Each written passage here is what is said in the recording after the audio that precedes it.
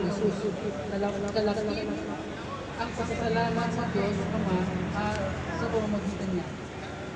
Amen? So yun po, no? In English, sabi po dito, Colossians chapter 3, verse 17, and whatever you do, in word or deed, do everything in the name of the Lord Jesus Christ, giving thanks to God the Father through Him. Amen?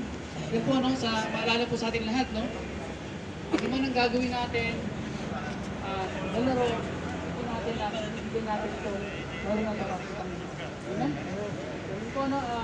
Ito, we are one brotherhood, one mission, one vision. And we need to thank the Lord also sa one contract. Ito, no? One construct na binigay niyo sa atin yung opportunity na makapaglaro po sa Amen?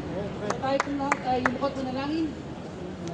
Dakilang Diyos na mapangyarihan sa lahat, maraming salamat po Panginoon.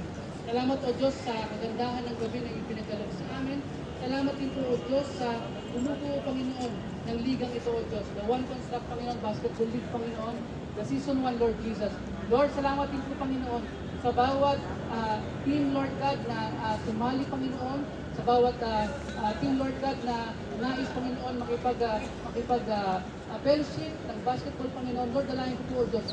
Kayo po Ama ang gusto mag-ingat sa bawat isa na maglalaro Panginoon sa lugar na ito o Diyos.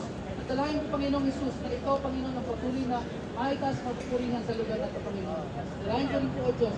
Patuloy mo pagpalain ng mga kapatid ko narito ngayon Panginoon. Maging ang kanilang mga trabaho o Diyos, pagpalain mo o Diyos. Lord, sa mga maglalaro ko na Lord God, ingatan niyo po ang bawat isa Panginoon. Na wala pong maging sakuna Panginoon o maging disgrasya Panginoon. Because Lord God, ingatan niyo po ang bawat isa. Enjoy po Panginoon ang basketball Lord God. Lord, maraming salamat din po Panginoon sa opportunity na to. Na ang bawat isa Panginoon ay magkaroon Lord God ng opportunity makapaglaro at makapag-fellowship sa bawat isa. Lord, we want to give you glory, honor, and the highest praises. Ito pong aming sa madalangin sa pangalan ni Jesus. Amen.